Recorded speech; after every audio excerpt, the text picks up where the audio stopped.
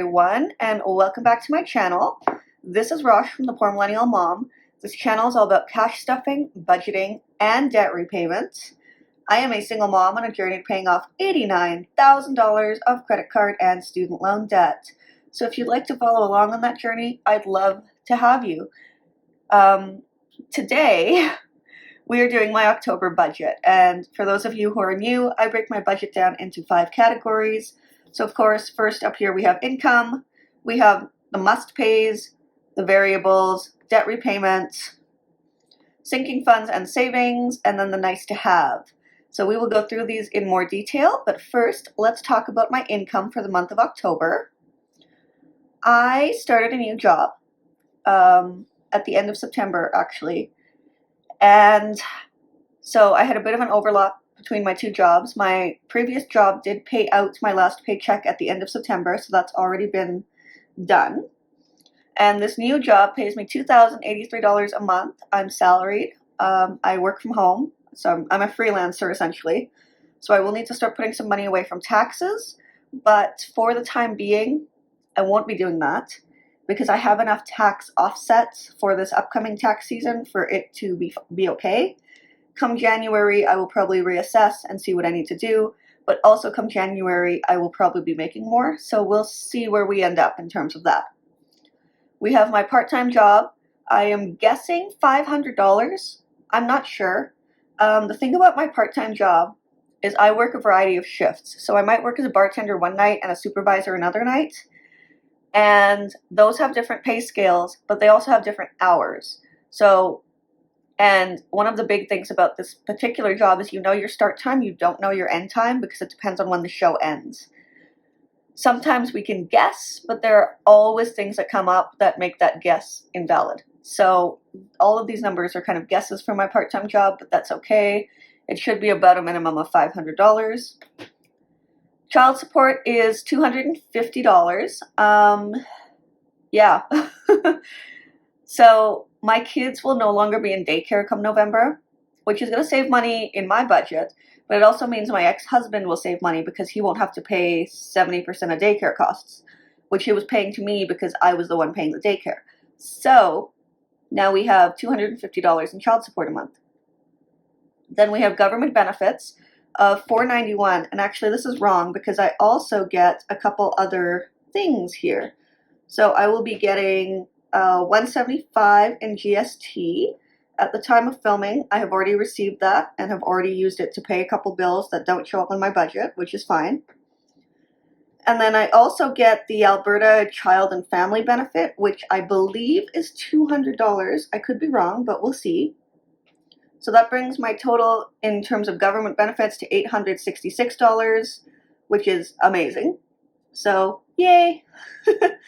And then we have freelance work. So, I mean, my full-time job is also freelance work, but I probably will need to rename these categories at some point in time.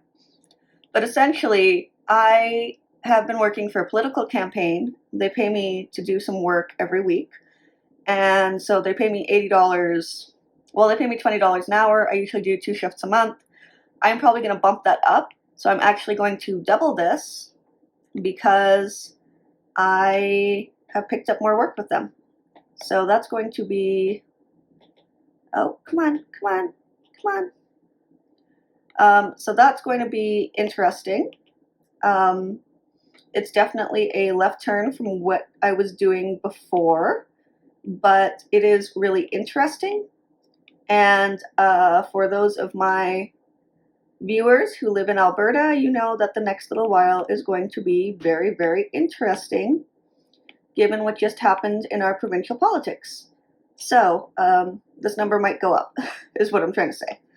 Okay, so that brings my total income for the month of October to $3,859. So I'm still living under the poverty line, technically. But that's okay.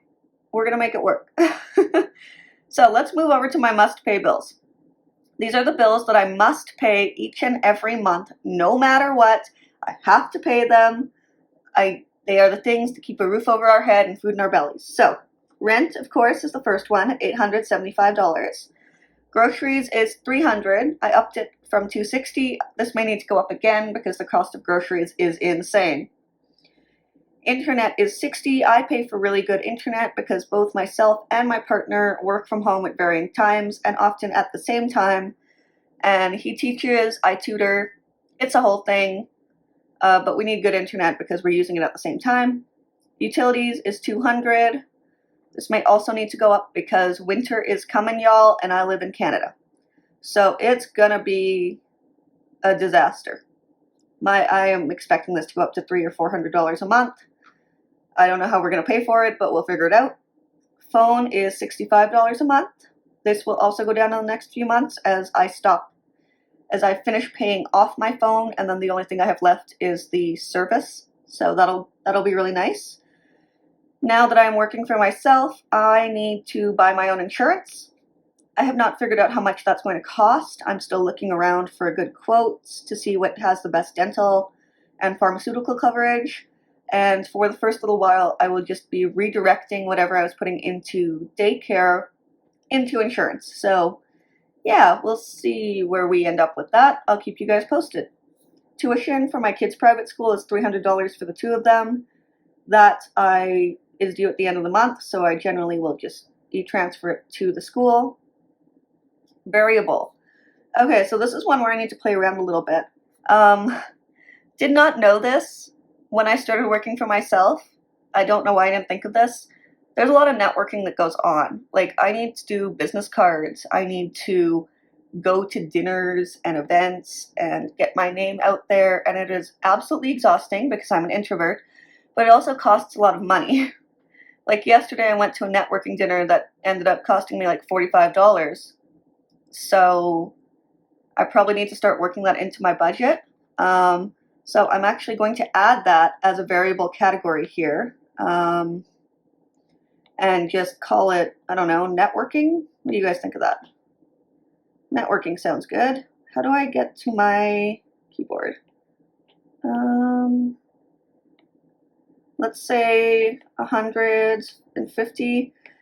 If you have any tips on how to make this more, like how to structure my business finances, I would really appreciate it because I am incredibly lost. But yeah, it's definitely something. It's nothing I was prepared for.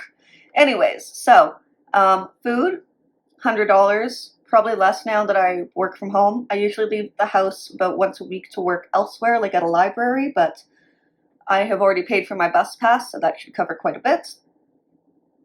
Fun. I mean, that's probably the same as networking, but, you know, $100 for me to go do an activity with my kids. With how expensive things are, $100 may not cover it, but we'll see. And then $150 for networking stuff. So $350 total.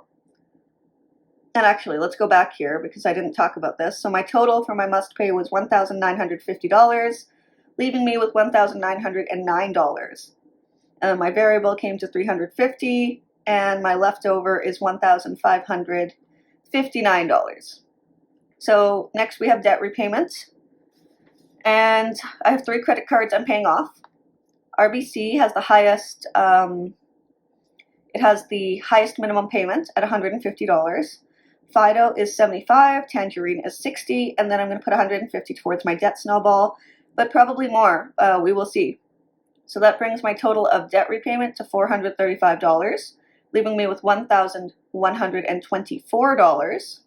So let's go up to category 4, sinking funds and savings. So we have a few things going on here, and I need to change this amount for 10% to $390. Okay, anyways, so I only have a few categories on here because I don't necessarily put them all on here because that would turn into a massive list that takes up the whole page. So these are my key categories. The bolded ones are the ones I'm focusing on the most. Travel is going to get 100. Christmas will get 100. I may need to bump this up because Christmas is coming, y'all, and I'm not ready for it. Christmas is expensive. Christmas is busy. And I'm in Jamaica for a week in December, so I need to start Christmas shopping now. Health, so $25 to go towards deductibles and other miscellaneous health costs that may not be covered by insurance. $100 for car. I thought I would not need a car now that I work for myself. It turns out I really need a car. So that's disappointing.